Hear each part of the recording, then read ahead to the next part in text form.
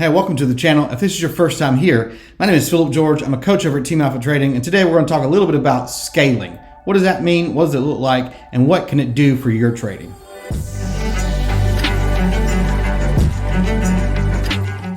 All right, so what I've done is I brought up one called G-Wave. Now this stock has ran over the last several days, as you can tell, but we're going to zoom in for just a little bit to a certain portion of this. So about on May 16th here, we're going to zoom in, and we were looking for, and if you're in part of the Discord, you're going to know the breakout strategy, or at least you're going to have heard of it and that you're trying to learn it right now. But what you might not know is you don't always have to just wait for the breakout of these resistance levels on top. Sometimes you can play the break of the VWAP, which is actually exactly what this gave us here on May 16th. And so what we're looking at right here is we're looking at a current break of this VWAP. So I built my boxes out, but my 5% stop loss, 5% entry, 15% take profits, which is typically what I use regardless of what the market is. Sometimes when it's really hot, I'll pull that entry price up and of course then expand the take profit zone as well. But this is kind of what we're working with typically on a day-to-day basis at this point. So what we see is a nice little 5-minute candle breakout and close above, and a nice little 5-minute candle open above the breakout zone, right? Which is kind of what we were looking at. Where it works the same way as the all-time highs for the pre-market and the day, right? And so what you could have done is you could have made a nice little entry right here. You would have came right back down and almost stopped you out. Didn't quite do it. It might have actually stopped you out if you had an automatic stop loss in already. But if you were holding that manually and saw that push back up, you might have held just a little bit, just to kind of see what was going on. And then we had this nice little pattern, this nice little pullback pattern right here where we found some support right over that where the VWAP was at the moment. When we were looking at it originally, and then we could push right back up into here. We often tell people to consider being aggressive and taking profits because we don't want green trades to turn red. But the other thing that I see all the time is people come in and go, Philip, how am I supposed to be in on these 1800% runners? How am I supposed to be in when these things like take off running to the moon? How am I supposed to find like the perfect entry when these things are just like moving? And I go, if it's already moving, you've already missed your entry. The way that you're in on these big moves is to be in on these small moves, to pay attention, to get really, really good entry prices on these things, and to just be aware of what the stock's doing. So, okay, well, if I'm being aggressive and taking profits, how am I supposed to have some of these shares when they hit 100%, 200%, 1800%? Well, the answer is scaling, right? So when you scale out of something, finding your perfect entry is probably the biggest part of the battle for a lot of people. But learning how to scale out of something properly and scale out of something well really is going to increase your chances to continue to make really, really good money. So let's just use this as an example. And let's just say we probably got in somewhere between that 0.1076, which is just under 11 cents, and maybe 0.1138 here. So anywhere from the breakout that we had plotted from the VWAP, we get in somewhere in our entry zone. We got a perfect entry, wonderful, it was fantastic. And we come up here, and then all of a sudden we have some limit orders in, and we get filled right here. Boom, wonderful move. If you bought in anywhere here and sold out right about here, that's a 9.5% entry to exit profit right there. Boom, there or a whole thing. You could have got 10% if you were super like 100% lucky and got it at the very bottom and sold out at the very top of this supposed move right here. You're looking at probably right at 17.5%. Okay, but nobody ever buys at the bottom and sells at the top, at least not on purpose. The goal is to try to do that, but like it, you got to be really lucky. It happens from time to time, but don't count on it. So you made your 9 to 10% move. Wonderful. You close your screen or you move on, and then you're super happy, and then you come back and you look at this thing and you're like, what in the world, Philip? How did I miss out on all of this over here? And then you start to kind of question yourself and you go, I took 10%, but I could have made 111% off this thing. Philip, what did I miss? How did I do that? How do I do that?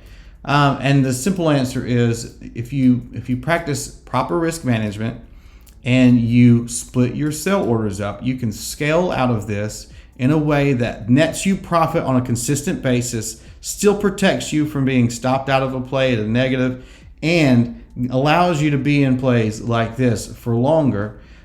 So let's talk a little bit about what that looks like, me personally. So immediately, the first thing I do, because a lot of times I get in using Turbo Trader, I come back right back over to the trade. I hit the sell side. Make sure you're on the sell side because a lot of time it defaults to the buy side. So you go over to the sell side. You want to come down here and you want to make sure that you know how many shares you have. Okay, and then a lot, you have to take these off a lot of times, especially if you're in pre-market, because you have to be able to trade extended hours, right? So if let's just say I wind up with like 350 shares. If it's close to about the same, sometimes I'll split it in the middle. If there's an obvious like 2/3 kind of thing, sometimes I'll kind of split it in like a larger portion and a smaller portion. Let's say for round numbers here, I'm going to use 200. I'm going to get my first sell order. I'm going to click right here. It's going to get that price. I'm going to set sell, and then I'm going to set my sell order for right here. Boom. And then I'm going to turn around. I'm going to take the remaining 150, and I'm going to come up here, and I'm going to put another order, and I'm going to hit sell. Boom. Puts another sell order right here. What I have done is taken my shares and I've split them into 2 sell orders. That is the simplest basic function of scaling. You can't scale out if you have all of your orders in one sell order, right? If you're all of your shares in one sell order. So immediately what you can do is you can take the top one and you can move it up out of the way a little bit. And because this is all we're looking at right now, right? I can take my top one, I can move it up here. I can take my bottom one and I can move it somewhere around just in the middle somewhere underneath where we kind of peaked out. But above where I bought in, right? So I have a very high likelihood of getting filled. So of course the next candle opens up, boom, this next time is there. If I had my sell order anywhere in this area, I probably would have gotten that one filled as well. And we can talk a little bit about how we can manage some of that here in just a minute. So if I'm going to go ahead and take that profit here, what I have essentially done is I have pretty much guaranteed myself that no matter what happens, I can still, if I manage my risk well, get out of this play on a green, no matter what the market's giving me, right? So let's just say this didn't do this and this pulled back really hard. What I could have done is I could have went ahead and take some profit here, and I could take the other smaller portion that I had and I can take my stop loss and move it up to that breakout price, right? If I do that, what will happen is if it comes back down, even though it's still a little less than my entry price, I will lose a little bit on that, but I'm losing a much smaller percentage on a smaller portion. I've already taken profit on a larger portion with a larger percentage, and I will come out green, even if it's 1 to 5% on average. I'm still green, and that's the point. As long as you're green every single play, you're moving in the right direction, and that's what we need to do.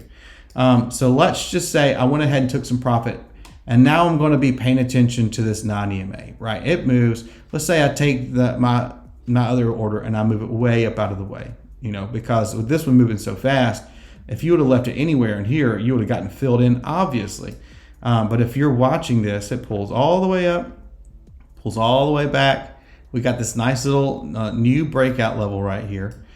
We've got support over the non-EMA. Once the dude comes back up, breaks out again. If you had taken all your profits, you do have another opportunity for an entry right here, right? But if you took entry right here, this is your play, right? This is your play right here. You don't even quite have as big a play as you did down here. That's 15%. We come right back up to the top of that 15% take profit zone. I'll turn this green just so you can see it. Right, and then it pulls back. So if you had taken profit here and you left any up here on this play, you would have most likely gotten stopped out. There's 5% right there, give or take. Just being a pain in the butt, but there you go, right there. So there's your stop loss, and you can see very easily that this did wick down and would have stopped you out of this play on any remaining shares that you would have had left in this play. If you had been waiting back here, though, you would have possibly stopped yourself out underneath this non-EMA, right? But we also know that, look, we've got, we entered here. If we've already taken profit on the majority of our shares. I'm not saying not to be aggressive. I'm not saying that this wouldn't have been an awesome win. What I'm saying is, it's like if you want to be able to hit the big ones, right? What you can do is you can leave those shares and just watch them. If once you have moved your stop loss up to entry, to breakout, and then moves up here, move it up to entry, right? It breaks out again, move it up to where you took profit last time, right? And all of these things have the opportunity to stop you out at these lower prices, yes, but you're always going to be green because you always have your sell price in a profitable position. And so what happens on this one is this one just by chance finds support on the VWAP again. So on this play, you're done. On this play, that VWAP's still above your 15%. So even if you moved it up to the top of the 15%, your stop loss, guess who's still in this play? Guess who's not chasing this once it starts to move a little faster, right? So we have a perfect breakout again, re-break at the same price. So because that's always the thing you got to pay attention to, re-breaks of previous rejection levels, right? And then we have another perfect breakout right here. These don't always happen. Sometimes these happen really fast. We just happen to have really, really good entries on this one. 1, 2, 3 times. Well, sorry, 1, 2, 3, 4 times on this one. Nice clean 5-minute candle closes, 5-minute candle opens above that those breakout, those rejection levels. And then we come all the way back up here. If you've got your stop loss and this thing takes off and all of a sudden you're just like, oh wow, so now you're going to move it. Maybe you move it up to this level. Maybe you just follow the 9 and 13 EMA. If you follow the 13 EMA all the way up here, maybe you just keep it right underneath the 13 EMA. Boom, you just got stopped out at 19 cents. And your original entry was, potential entry was 11 cents. So if we do that math, let's do that math really quick. Okay. You're looking at about a 63% gain on the first play. How awesome is that? Now, obviously, like this big wick right here comes down. Any kind of stop loss you'd have left even anywhere remotely close to the bottom, even if you'd have left your original stop loss, you would have gotten stopped out there, right? Now, this thing absolutely takes off on a tear the next couple of days. So what's something else you can do? Now there's different forms of scaling out. There is the half and half. You can do 50 and 50. You can do 2/3 and 1/3. You can do 90% and 10%. A very very common way of scaling out is taking your initial buy-in out, right? So if you had played this and you had gotten a 10% gain, go ahead and taken everything but that 10% gain back out of the market. And then the only way you can go negative is if you sold the rest of your stocks for less than $0, which is completely impossible. So the only thing you can do, the worst case scenario in that case, is that you can not make anything off of it. But you can't lose anything because you've already taken your initial investment. So that's about that 90%, 10% faction right there. And that gives you the ability to play super risky. Because worst case scenario, it pulls back all the way down here. Oh, well, I've lost. Oh, but Philip, that's let's go entry back down to here, right? Oh, but that's a negative 26% loss. But it's only a 26% loss on the 10% that you already won. So you've technically still averaged out at a 7.5% gain for the entire play. So that's what that proper risk management will do for you, is you can afford to take that 10% that you've earned and just leave it in if you wanted to, just to kind of see what's going on. And if that's the case, if you had taken that initial 90% out of the market, taking your initial investment back out of the market, and I'm not saying you should do this. I'm saying if you did, hypothetically, leave your 10% still in there, the 10% that you had earned, and left it in there, you would have taken that whatever was left over from that 10% from your earnings, and that earnings would have gone up 168% over the last 24 hours or so. Pretty crazy stuff. So taking profits, it's like making a budget, right? A lot of people don't like making budgets, but if you do it well, it gives you the permission to spend money because you know you've got everything else covered. Same thing with risk management here.